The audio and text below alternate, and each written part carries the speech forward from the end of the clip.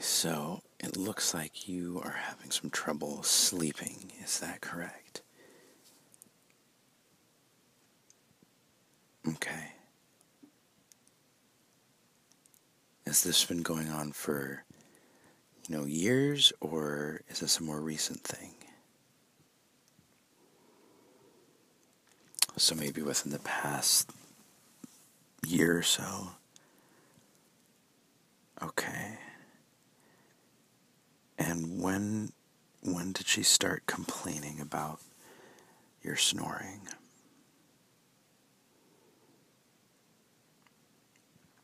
So it might have gone on longer than that. Has she said that you've ever stopped breathing while you're in these snoring episodes, or it might not be noticeable, but generally it would be fairly noticeable. It would be 35 to 45 seconds or more that you wouldn't be breathing, and a lot of times people really notice this. But that's not always the case. So you've read about sleep apnea. It is difficult to diagnose. Well, given the right treatment, it is fairly straightforward to diagnose, but since a lot of people don't know that they have it for a long time, it can be difficult to initially seek treatment. I will say that the treatment options are fairly expensive. For example, a sleep study, if it's not covered by insurance, will cost at least $1,600. But I can also, if a sleep study is out of the question, I can provide you with a CPAP machine at no charge, and you would just use that at home and see if that changed your sleep at all. It's something that you would have to try for a while, because at first it can be uncomfortable, but as you get used to it and as you're able to breathe normally with it, you should start to notice a positive change in your sleep. And then you could feel fairly comfortable with the idea that this had addressed sleep apnea successfully. But if you have your insurance card, I can look up how much a sleep study would be for you. As a concierge physician, I like to help patients evaluate their insurance options, because I know on your own this type of examination of your insurance benefits can be difficult and get in the way of seeking the treatment that you need. I became a concierge physician because I was tired of filling out paperwork for insurance companies and not being able to spend as much time with patients, personally, one-on-one. So now that I don't deal with insurance on my end, I have time to help patients with their insurance issues and provide them with advice, which can be as essential to overcoming whatever problem you have as the consultation and advice that I can provide.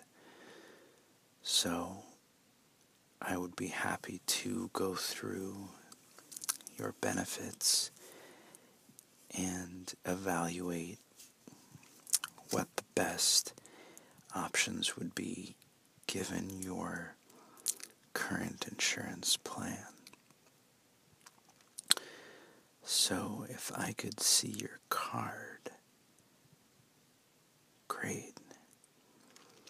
I'm just going to log into the website.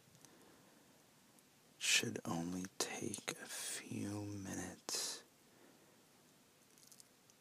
And do you have the card with your group number as well? Oh, good. Thank you. Okay, I'm just going to type this into the system. Okay. So this looks good. You actually do have coverage for sleep studies, and it looks like you would only have to pay $150, and the rest of the sleep study would be covered. Does this sound like something that you would be interested in? It is inexpensive with your plan.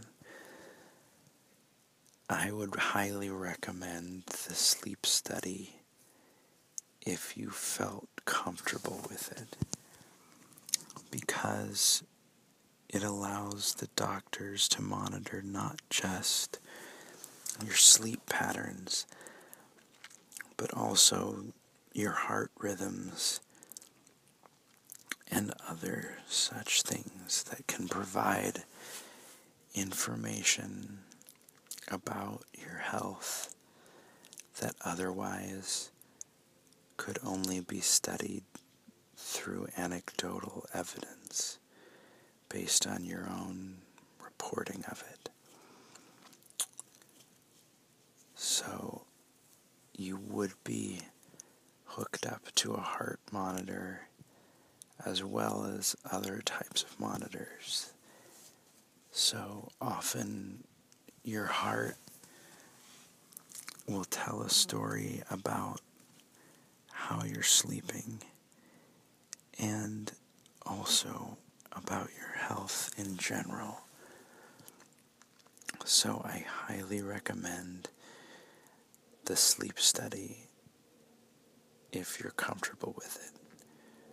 I think that most people, even in the best of health, would benefit greatly from a sleep study. So I can sign you up for that if you'd like to pursue that. Yes, it can be any time. If you have a schedule that is not the usual sleep schedule, they can absolutely accommodate that. They just want you to be sleeping during the time that you normally would be sleeping. So anytime you can sign up, and it doesn't matter what sleep schedule you're on, they will give you sleep medication to make sure that you are able to sleep, because it is a new environment that you would be sleeping in. So they can give you, based on your personal preference and your medical history, they can give you Ambien, trazodone, something over the counter like doxylamine succinate, which is in a lot of sleep aids that you can get over the counter. So anything that you are comfortable with, they just want to make sure that you're able to fall asleep and that you don't have to worry about doing so. Good. Well, I will sign you up after you've had a chance to look at your schedule. And if you wouldn't mind, I would like to check your heart rhythms right now, so that if I detect a murmur or anything irregular, I can ask the sleep doctor to pay extra special attention to that issue. So if you lift up the back of your shirt, and I'll hold it, and I'm just going to warm up the stethoscope a little bit, and then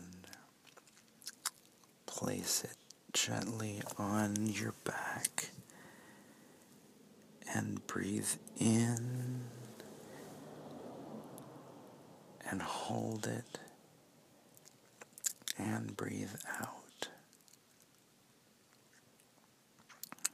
Good. I'll take a number of these measurements so you don't have to worry about doing it right or wrong. So I'm going to move the stethoscope to the right and then breathe in, hold it, and breathe out. Good. And then breathe in, hold it, and breathe out. Good. And breathe in, hold it, and breathe out. Good. And then I'm just going to move it to the left and breathe in, hold it, and breathe out. Very good. So I'm not hearing any murmurs or any irregularities, but that doesn't mean that they won't be able to find something more when they're able to listen to your heart rhythms for 8 hours or so. But nothing seems out of the ordinary at the moment. Do you have any further questions at all, or? Okay. Alright, I can sign you up for that right now. So, let me look at the schedule.